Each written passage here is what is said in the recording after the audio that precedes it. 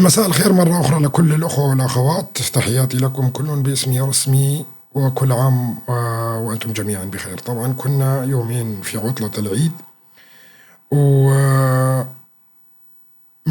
ما كان في أخبار كثير إنه واحد يطلع ويتحدث بمواضيع كثيرة، إلا يعني بعض الأخبار. لكن هلا بدي أعطيكم بعض الأمور لحتى بتفهموا أنتوا شو اللي عم بيصير تماما على الأرض، وخصوصا هدول السوريين اللي بيطلعوا بيقول لك 30 أغسطس إنه راح تنتهي كل شيء، ونفس الحديث اللي صار عينا فيه صار لهم فترة طويلة جدا، وإنه خلاص قصد بدها تنتهي، وهذا الكلام اللي يتحدثوا فيه. شوف، بدي أرجع أعيد كلام، لكن أنا ما كنت مدقق عليه كتير، يعني كنت يعني بكل حلقة أعطي جزء منه أعطي جزء منه أعطي جزء منه، بس ما بعطي بشكل كامل. بدي أرجع أعيد جملة هامة للغاية، وقلتها منذ فترة طويلة جدا، ومن بدايات ما استلم أحمد الشرع المسرحية الهزيلة الحكم في سوريا أو الحكومة الانتقالية في سوريا. ما جاء أحمد الشرع إلى سدة الحكم في سوريا إلا وهو موافق على كل الشروط التي طرحت عليه دوليا وإقليميا، عشان تعرفوا هذا الأمر. يعني 8 شروط اللي وضعتها الولايات المتحدة الأمريكية، واللي حكيت لكم إياها ببداية الأحداث في سوريا وبداية استلامه الحكم، عم بينفذها كلياتها على داير المليم، إلا باستثناء خروقات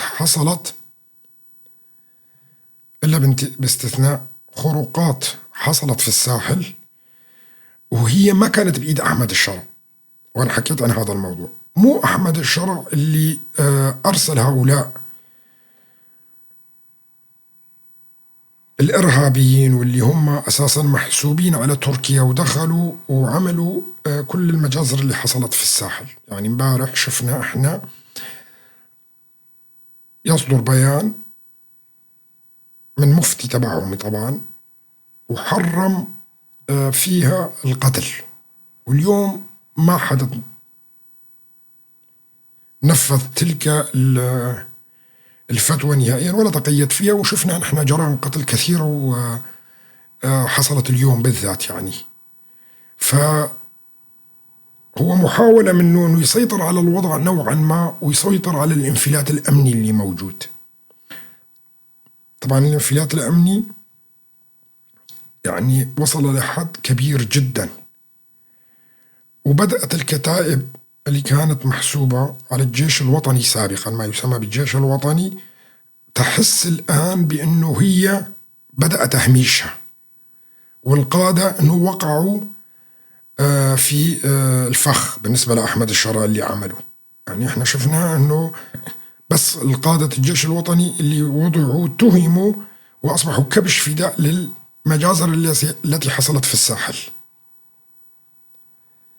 فبدأوا بإدراك أنه الأمور زمام الأمور عم تسحب منهم رويدا رويدا. طبعا زيارة أحمد الشرع لما زار تركيا، بتتذكر وأنا يعني زيارة المفاجأة اللي حكيت لكم أنه شو هي أسبابها كانت بالذات مشان كتائب الجيش الوطني اللي راح، اللي هي يعني يوهم العالم كلياته بأنه كلياته اندمج مع الجيش السوري، وحقيقة ما في شيء اسمه جيش سوري وما اندمج. وعم نشوف خطاب تلك الكتائب مرة ثانية يعود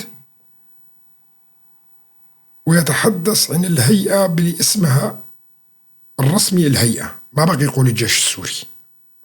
حتى قادتهم وأنصارهم بدأوا الآن على صفحاتهم على أحاديثهم كلياتهم يتحدثون بالفصائلية مرة أخرى، فيتحدثون عن الهيئة، ما بيقولوا الجيش السوري. وشفنا نحن اللي عملوا أيضا أنه رفض دمج الجيش الوطني عناصر عديدة من الجيش الوطني في الجيش السوري، وما صرفوا لهم رواتب. وتركيا ما صرفت أيضا، تركيا كمان ما صرفت.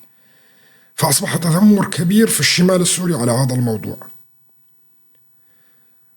وما أستبعد مصادمات ما بينهم أيضا، ما أستبعد مصادمات ما بينهم، لأنه يعني 14 سنة هؤلاء كانوا حاملين السلاح. اللي كان عمره 30 أصبح 44، اللي كان عمره 25 أصبح في عطن الأربعينات. وهؤلاء يعني كلياتهم ضيعوا عمرهم حقيقة، وكلهم كانوا حاملين السلاح ولا يجدون أي مهنة أخرى غير حمل السلاح. فلن يرضى هؤلاء أبدا لقرارات أحمد الشرع وعدم دمجهم مع المؤسسة العسكرية الجديدة. طبعا كذب تبعهم وصل لمراحل يعني مضحكة جدا. بيقول لك إنه تركيا بدأت بتدريب الجيش السوري، اللي هو أساسا لا في جيش ولا في بطيخ. كلياتهم تعدادهم ما بيتجاوز كانوا 35,000 40,000، واللي يسيطر على خريطة سوريا بمجملها لا يستطيع سيطر عليها أبدا بالقدرات اللي موجودة عنده صراحة. ولا يثق أحمد الشرع في الجيش الوطني لدمجهم، لأنه كل هدول قادتهم كلهم حرامية وقطاعين طرق وتجار مخدرات ونصابين وتجار معابر. وأعتقد أنه كله يشاطرني الرأي بهذا الموضوع، وهذا كلام لا أعتقد أنه في اثنين يختلفون عليه مهما كان الاختلاف السياسي ما بيناتهم. فالقادة الجيش الوطني اللي موجودين كلهم هؤلاء تجار أزمة، تجار معابر، وقتلة ومجرمين وحرامية، وكل الصفات السيئة موجودة فيهم. ونشوف الفضائح تبعيتهم تطلع على السوشيال ميديا بشكل متواتر بشكل واسع جدا. فلا يثق فيهم أحمد الشرع إنه هؤلاء إنه ممكن لفترة مؤقتة مثل ما قلنا لكم إنه وضعهم عنده رفع من رتبهم العسكرية، لكن إنه يأمن فيهم مستحيل هذا الأمر. وأساسا القرار الدولي فيهم بأنه يجب حل هؤلاء، فضيقوا عليه كتير الغرب. بدك تطلع الأجانب اللي موجودين عندك، بدك تحل الجيش الوطني وما تدمجهم معك، وهذا أمر بالنسبة له كتير، لأنه ما عنده القوة اللي بتسد هاي القوة كلياتها. فماطل بهذا الموضوع نوعا ما. وشفنا أنه طلب من الأمريكان أنه على الأقل الإيغور اللي موجودين وتعدادهم 3500 أنه هؤلاء يساندوه نوعا ما، يبقوا هدول. ما بيستطيع، ما عنده القوات الكافية حقيقة.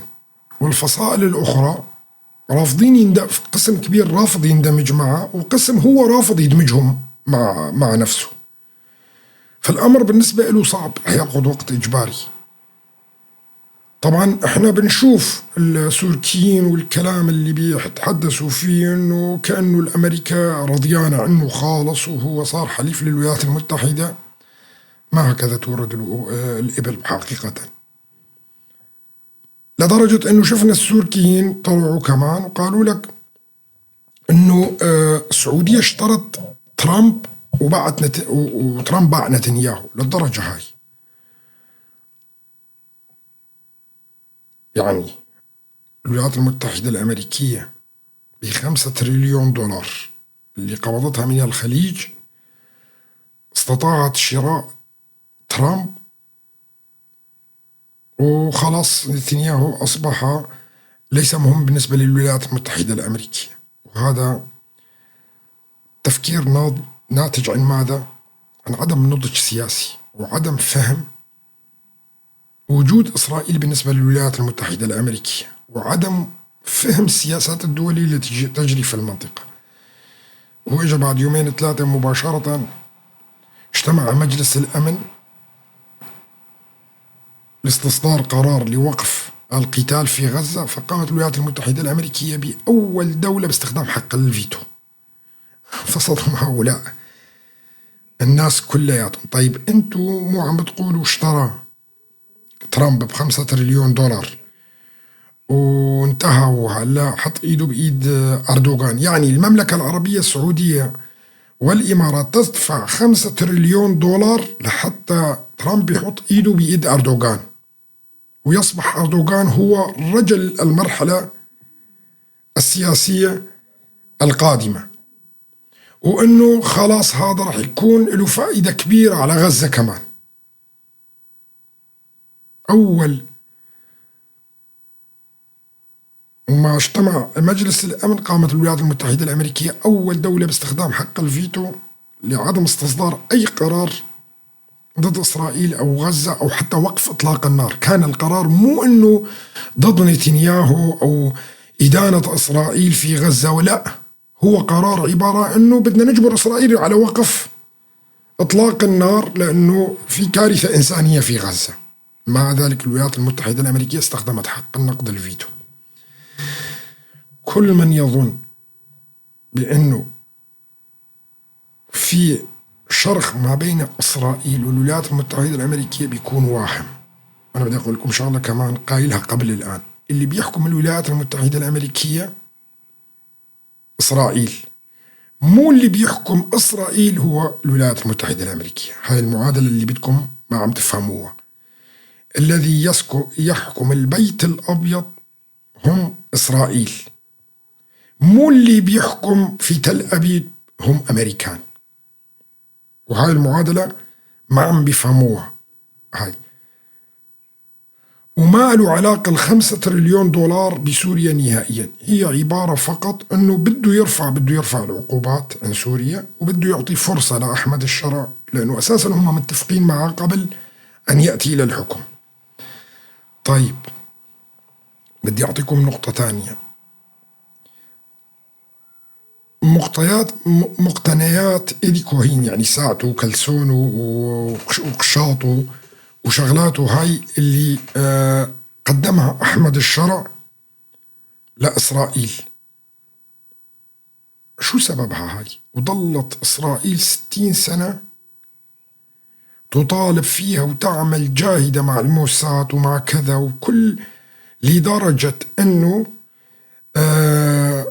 في عام 1992 بالمحادثات اللي كانت تجري ما بين حافظ الأسد وشمعون بيريز برعاية بيل كلينتون وقتها، أنه عرضت إسرائيل استرجاع أراضي سورية ومن ضمنها الجولان مقابل رفات إيدي كوهين وعملية سلام. هل تتخيلون؟ بوقتها حافظ الأسد، وهنا أنا ما بدافع عن حافظ الأسد، ما بدافع أنه لا هو مجرم وقاتل، هذا أمر مختلف، دكتاتور، لكن لم يقبل حافظ الأسد أعطاؤه حتى ساعته ولا الوصية التي كتبها لزوجته ولا مقتنياته الشخصية، ما قبل حافظ الأسد يسلمها لإسرائيل. وقتها إسرائيل عرضت على حافظ الأسد أنه أعطينا مقتنياته كوهين وأعطينا جثته ونحن مستعدين نوقع معك اتفاقية سلام بالنسبة للجولان. طبعا أنا قلت لكم قبل الآن الروس أيضا تدخلوا في هذا الموضوع وما خلوا اتفاقية سلام تحصل ما بين حافظ الأسد وإسرائيل. وقتها كان في الروس أيضا يد بهذا الموضوع، بس ما سلم. اجا أحمد الشرع الآن يسلم مقتنيات إيدي كوهين من دون أي مكاسب للشعب السوري، ووعدهم أيضا أنه رح يبحث عن جثته لأن ما بيعرفوا ينجثته. فقط النظام السابق اللي كان بعض الأشخاص فقط منه بيعرفوا وين دفنوا جثته، ولحد الآن عم بيدوروا على جثته مشان يسلمها بدون مقابل لإسرائيل. وبكل مرة بيرجع بيقول لهم أرجوكم أرجعوا إلى اتفاقية عام 1974، أرجوكم خلينا نرجع لاتفاقية عام 1974. طبعا الاتفاقية هي بعد حرب تشرين 73 اللي حصلت ما بيناتهم، وكان اسمها اتفاقية فض الاشتباك. طبعا هاي اتفاقية، هاي كارثة كانت على سوريا حقيقة، لأنه احتفظت إسرائيل بكل الأراضي اللي احتلتها وخلت تدخل قوات دولية ما بينهم وتحمي حافظ الأسد. هي حماية كانت لحافظ الأسد بوقتها. والآن هو بده بس ترجع الاتفاقية. إذن كل شيء يحصل الآن وكل شيء انرسم ووافق عليه أحمد الشرع لحتى وصل إلى الحكم في دمشق. طلع المجموعات الفلسطينية كلياتها وحاربها. هلا هو في أمور ما بيستطيع أجلها الحديث عنها، لكن أعطى الموافقة عليها للغرب بشكل كامل. مسألة إدانة حركة حماس رح تيجي مع الوقت. مسألة حل حقوق الأقليات في سوريا هاي رح تيجي، ومتفق معاهم على كل شيء بهاي الأمور وموافق عليه على فكرة،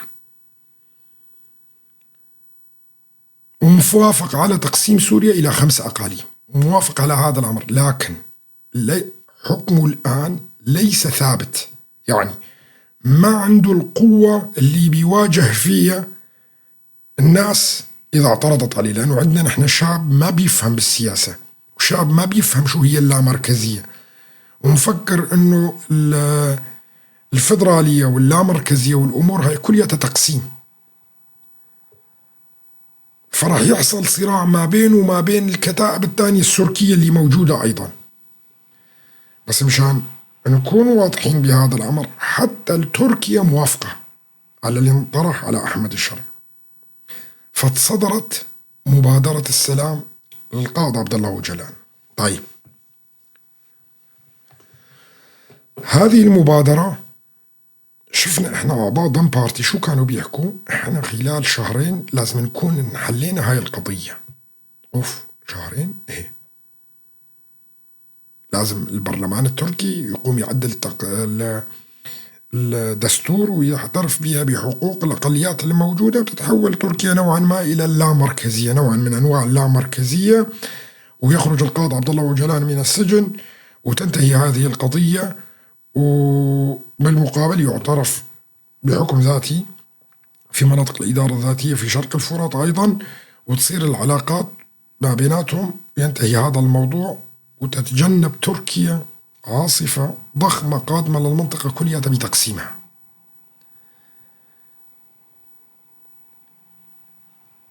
هلا هون المخابرات التركية، الميت التركي أعطى هاي المعلومات بشكل مغاير للسوركيين وأتباعهم اللي بينشروها بالمخابرات.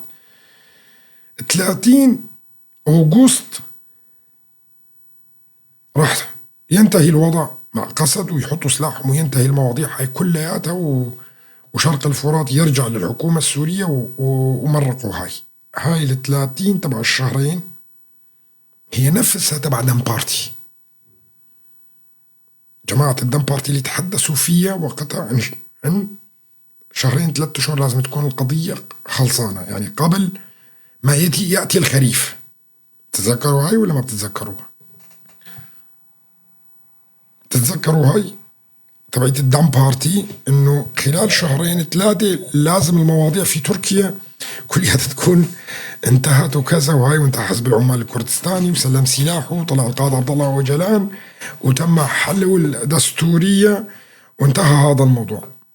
طيب ليش نحن في سوريا بيقولوا لك 30 أغسطس وشفناها كل الأبواق تبع الميت التركي تتحدث عن 30 أغسطس إنه لازم بيكون هذا الموضوع منتهي.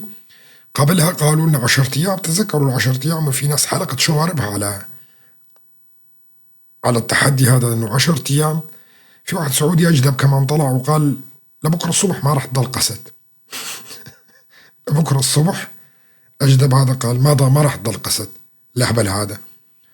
وفي الناس اللي تاني قالت هلا غيروها ل 30 أغسطس. هذا منبع المسألتين اثنيناتهم واحد، هو الميت التركي اللي ربط القضية الكردية في باكور بروج آفا، بس أغبياء. هلا في كتير ناس ما فهمانين منين اجى التاريخ هذا، في كتير ناس ما فهمانين. هذا اجى من المخابرات التركية. إذا تسأل أي جحش من هؤلاء أو الكديش اللي بيقول لك 30 أغسطس، طيب إيش معنى 30؟ ليش 30؟ ليش مو 31 أغسطس مثلا؟ طيب ليش مو 29 أغسطس؟ ليش مو مثلا 15؟ مو بدك تعطيه تفسير ليش هذا التاريخ بالذات؟ لأنه هو ربكم الأعلى ويعلم الغيب من حاله يعني.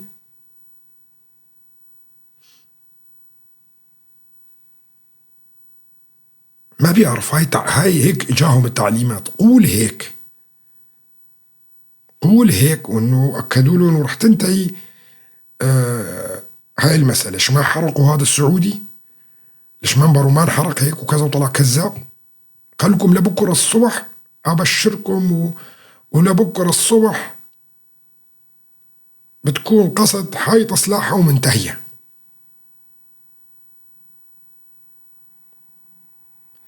قناة الحدث قالت إنه أمريكا قالت طيب قناة الحدث، السؤال الذي يطرح نفسه، نقلا عن من؟ ما شفنا بالتصريحات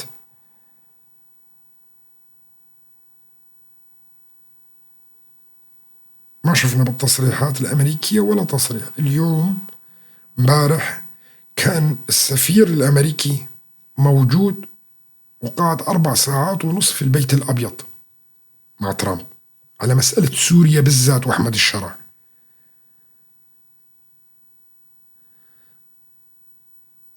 مصدر فضل عدم ذكر اسمه. هاي مصادر كذابة، هاي هي الرسائل،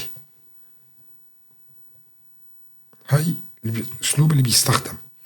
وذكر مصدر في البنتاغون وفضل عدم الكشف عن اسمه، قال أنه في الشهر القادم سوف نقوم بهجوم صاروخي على تركيا. نفس الخبر. مين هذا المصدر وليش ما يكشف عن نفسه؟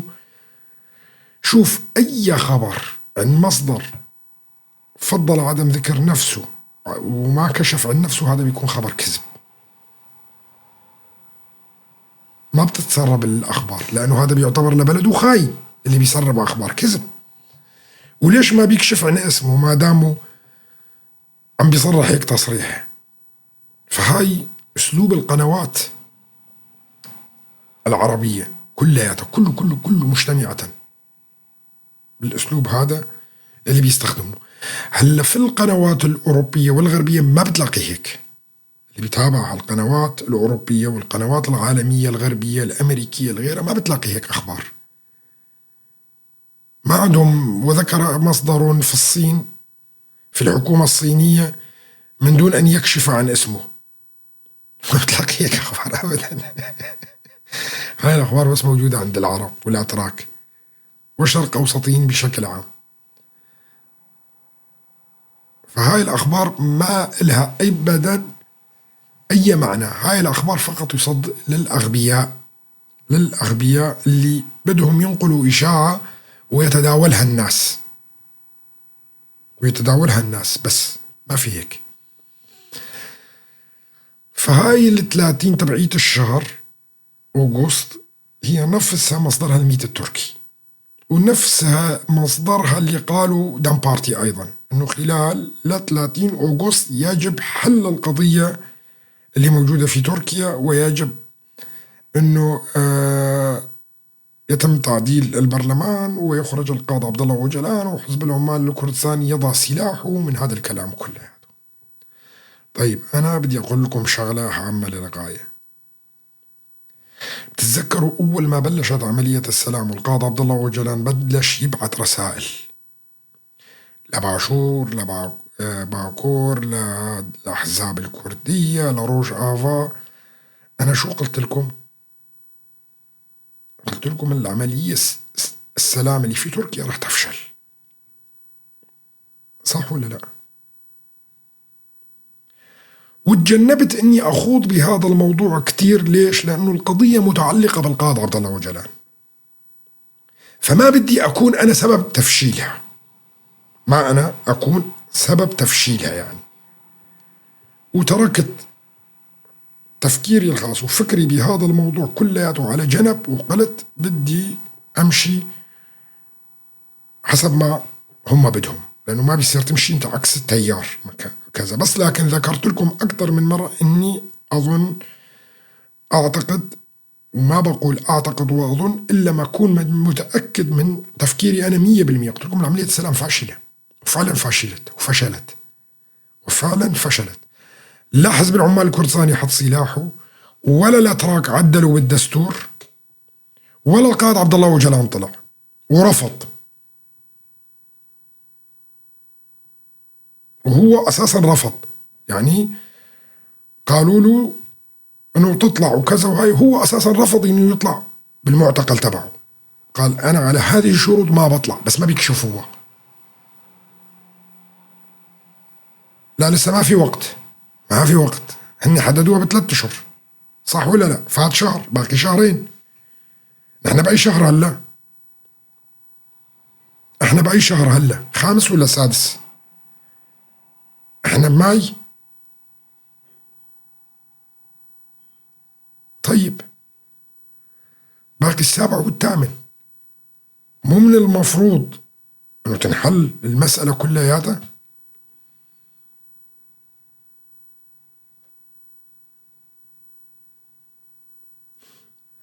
وراح نستنى لسه. اتمنى اكون طلع غلطان، بس بالعاده ما بطلع غلطان انا بصراحه. انا بالعاده ما بطلع غلطان.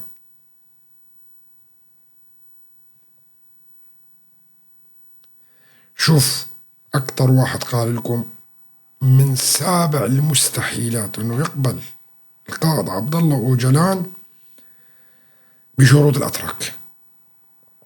مستحيل. انا قلت لكم هذا الكلام.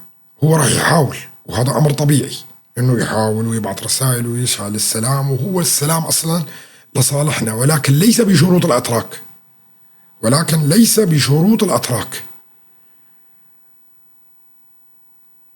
ولا أتراك قلت لكم مستحيل يقبلوا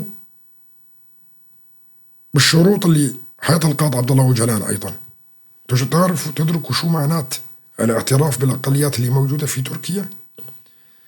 يعني انتهاء الدولة التركية، يعني فناء الدولة التركية حقيقة.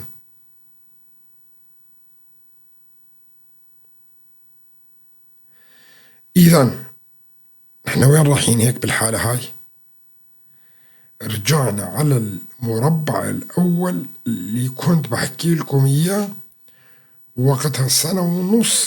إذا ما انحلت المسائل هاي كلها، تركيا ذاهبة للتقسيم لا محالة.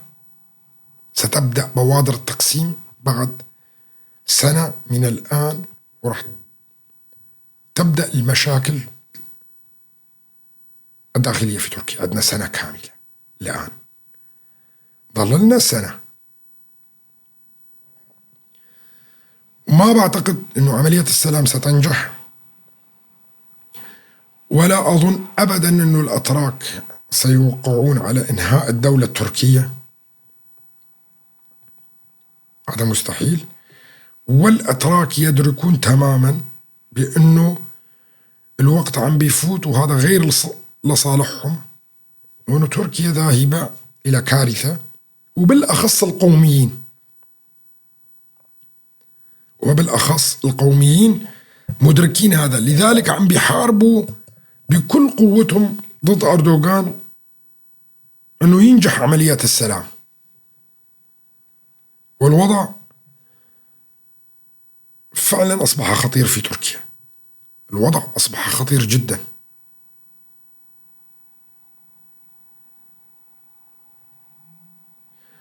مين شاف تصريحات ايش اسمه هذا كيتشكدار اوغلو اللي انتشرت قبل فترة، وذكر بها بشكل واضح انه اردوغان سينهي تركيا وسيقسمها؟ اعتقد كثير منكم شاف هاي التصريحات. بدأوا الساسة الاتراك كلياتها بالحديث عن تقسيم تركيا. طيب ليش بيحكوا عن الخوف من تقسيم تركيا اذا ما كان في خطر، وخطر حقيقي؟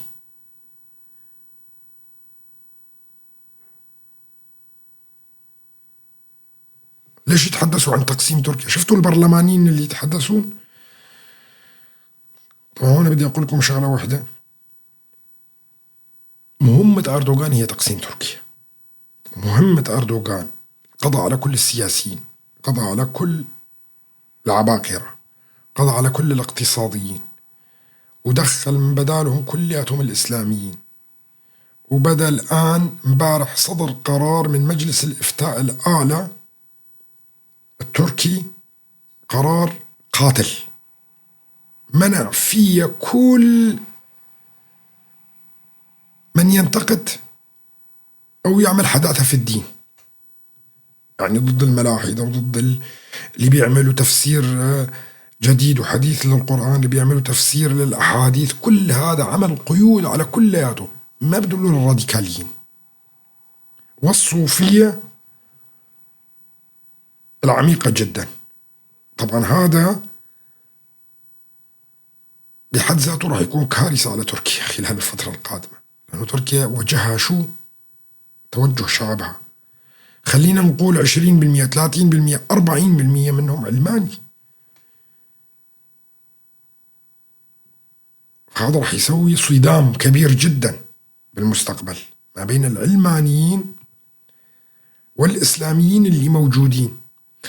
طبعا بيطلع واحد غبي تركي بيظن انه تركيا عم تتوجه انه تكون دولة اسلامية، وهو مشروع اللي بده يفكر فيه وكذا وهاي غيره. لا، مشروع أردوغان هو ليس مشروع إسلامي، هو مشروع تقسيم تركيا. وهذا المطلوب، الدور اللي مطلوب منه ومن نتنياهو ومن أحمد الشرع ومن السعودية ومن ترامب. هذا المطلوب منهم، أنه تقسيم المنطقة وإعادتها في صراعات لحتى تتقسم المنطقة كلياتها. بدنا نرجع الآن إلى سوريا. طبعا كل ما يحصل في سوريا هو مدروس، هو عبارة عن إفشال الدولة السورية لحتى تتقسم. وكل اللي عم بتشوفوه انتو وهمي، وين شركات وإعادة أعمار وتطبيل يومين ثلاثة صرعوا فينا، نفس التطبيلات التي كانت تحصل بداية سقوط بشار الأسد، واللي صرعونا أيضا فيها. تركيا بدها تعمل، وتركيا بدها تأخذ الموانئ، تركيا بدها تأخذ المطارات، تركيا بدها تأخذ سكك الحديد، تركيا بدها تعمل شركات كهرباء وكذا. هلا صرعونا بمسألة والله أمريكا جاية وشركات العالمية وأعمار وإعادة أعمار وكذا، وكله وهم وبوهم وما له أي أساس من الصحة نهائيا. لو كان هذا كله صحيح ما صرح اليوم مئات أو الآلاف من الموظفين المؤسسات الحكومية اليوم. ترى أكثر من نص الشعب السوري هو موظف كان أيام حافظ الأسد وبشار الأسد، وعايشين من الوظيفة، خصوصا المدن الكبرى.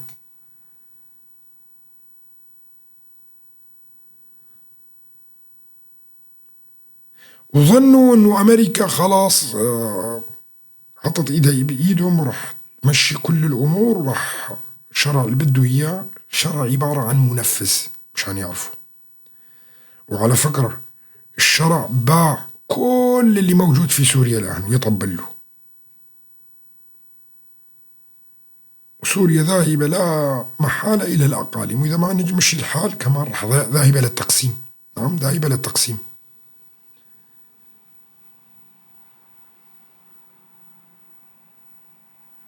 طبعا مسألة صيدنايا كانت عبارة عن ملهى وقتها.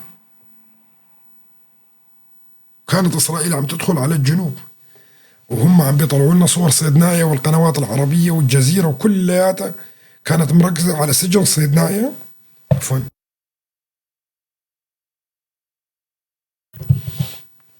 وإسرائيل كانت تتقدم في الجنوب السوري وحدة القنيطرة.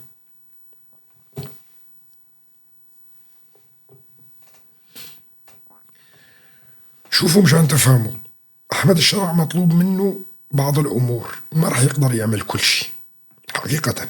وهنا إسرائيل متربصت له أنه راح يطبق الاتفاق كله ولا ما راح يطبق. أول شغلة عملتها إسرائيل شو هي؟ دمرت كل الجيش القديم، مخزون الجيش القديم، بل خالص 600 طلعة جوية بتعرف شو يعني 600 طلعة جوية؟ بتعرفوا ايش قد تكلفتها هاي 600 طلعة جوية؟ وقصف مخازن الأسلحة تبع النظام القديم حتى ما تصير بإيدهم.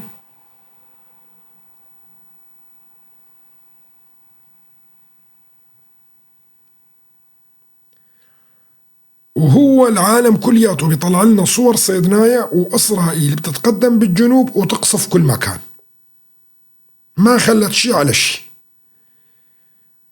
وقالت تفضل من دون أنياب الآن وكذا، من دون أي شيء، طبق الاتفاقيات. وبده يطبق الاتفاقيات هاي إجباري. عندك إقليم الساحل، إقليم الجنوب، وإقليمين في الوسط، وإقليم شرق الفرات، هذا كلياته بده ينتهي منه. وهذا المطلوب، وكل الأساس بالموضوع كلياته دمج الأقليات في الحكومة وإعطائها حقوقها، ولا يمكن أنه يتنصل من هذا الموضوع لأنه خلاص بده ينشال. أحمد الشرع إذا فشل في المشروع راح يشيلوه ويدخلوا سوريا في فوضى أنها تنقسم. وفعلا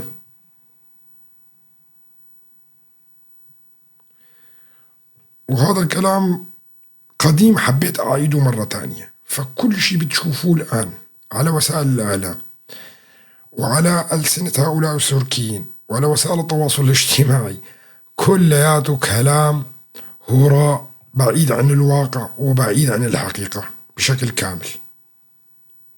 كل التصريحات الأمريكية حديثة أنه هي معتمدة على قوات قسد وبشكل استراتيجي وتابعة للكونغرس الأمريكي. قال السفير قال أنه 8 قواعد الأمريكية رح تغلقها ورح تعتمد على قاعدة واحدة. نعم، هذا أمر طبيعي. ليش؟ لأنه أحمد الشرع وقع لهم وصارت القوات الأمريكية في سوريا شرعية، فما بقى يحتاج هاي القواعد الصغيرة 8 و9 و10، لا، رح يعملوا قاعدة واحدة ضخمة جدا ويكون فيها القواعد الأمريكية بشكل رسمي ودائمي. فهمتوا؟ رح يعمل قاعدة واحدة الولايات المتحدة، ما بقى تحتاج على قواعد صغيرة، لأن القواعد الصغيرة كانت مراقبتها، كانت وظيفتها مراقبة خطوط الاشتباك بكل الجوانب اللي موجودة. فالأمريكان رح يبنوا قاعدة واحدة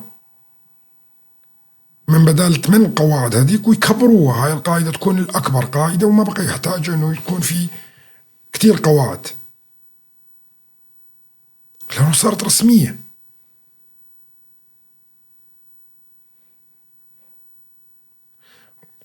هم يأخذوا جزء من الخبر، يأخذوا جزء من الخبر ويتركوا باقي الخبر. تنف باعوكم، دخل مثل ما باعوا نتنياهو، أمريكان باعوا نتنياهو في غزة، وكانوا طالعين من قبل 4-5 أيام بيقول لك السعودية دفعت 5 مليار وترامب باع نتنياهو في غزة وخلص هلا راح تتوقف وكذا وما بقى يدعم إسرائيل في غزة. أول قرار طلع في مجلس الأمن لوقف إطلاق النار استخدمت الولايات المتحدة الأمريكية حق النقض الفيتو. شعب جاهل، شعب ياخذ نصف الخبر ويترك الخبر الأساسي كلياته، وما بيعرف ما بين سطور شو هي الاتفاقيات اللي موجودة. هؤلاء كلياتهم كانوا يسبون أبو محمد الجولاني قبل أن يسقط بأسبوع، وكانوا يعتبروه عميل النظام والوجه الثاني للنظام، ويسبوه ليل نهار، وشفناهم كلياتهم كانوا يسبوه. وعندما جاء إلى الحكم كلياتهم قلبوا مباشرة وشلحوا الثوب، وكلياتهم صار مع أحمد الشرع. فالناس ما بتفهم، ما عندها مبدأ. طيب ليش كنت تهجم عليه وليش صرت معه؟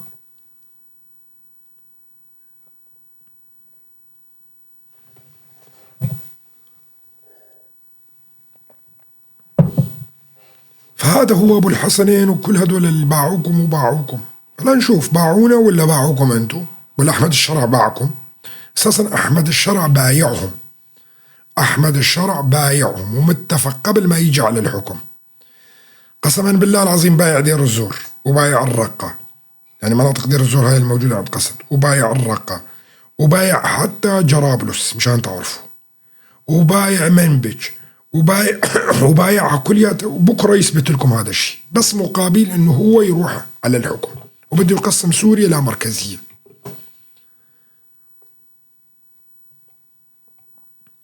وبالاخص بايع اهل دير الزور.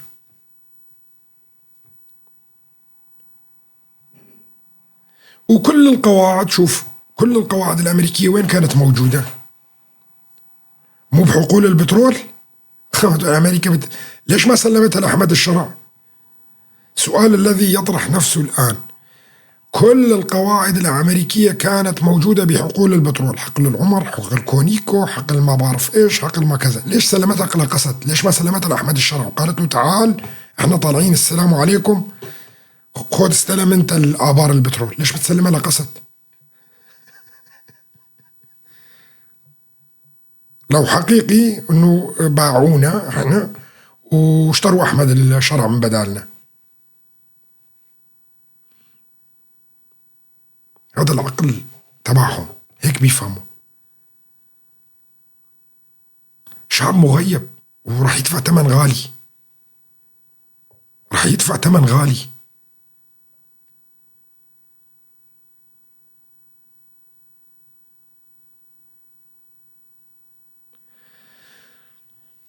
طبعا برجع بقول لكم متفقين على كل شيء، وكل الوفود هاي الوفود بدنا نعمل وفد الإدارة الذاتية والوفد الكردي والحقوق، هذا كلياته ضحك على الشعب السوري.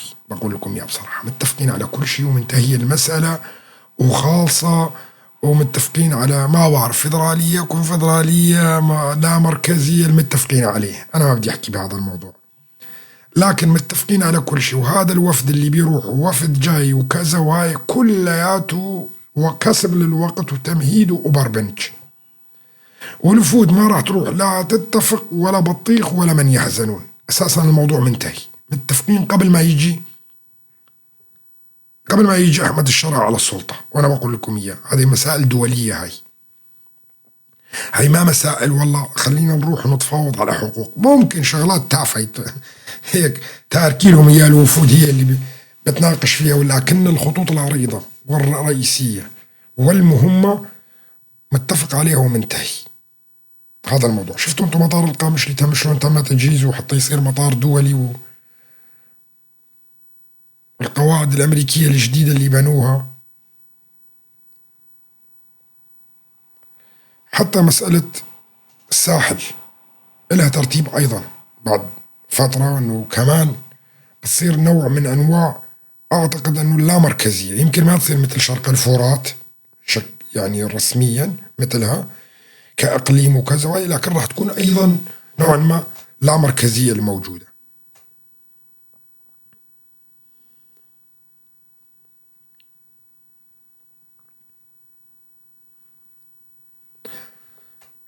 هذا لازم يعرفوه اخواننا في الساحل ايضا، انه الوفد الكردي ليس ذاهب للمطالبه فقط بالحقوق الكرديه، لا، هي حقوق الاقليات كلياتها. ما بيصير الكردي فقط ياخذ حقوقه والباقي ما بياخذ كمان، هذا كمان امر ما بيصير نهائيا. فلذلك يعني عبء الوفد تبع الاداره الذاتيه وعبئه كلياته على كل الاقليات الموجوده في سوريا. يعني هم راح يروحوا يطالبوا بحقوق المسيحيين، راح يطالبوا بحقوق العلويين، راح يطالبوا بحق الدروز، وهذا مسألة دولية. هاي مسألة دولية صارت على عاتقهم مشان يعرفوا اخواننا اللي في الساحل ولا في جنوب سوريا ايضا.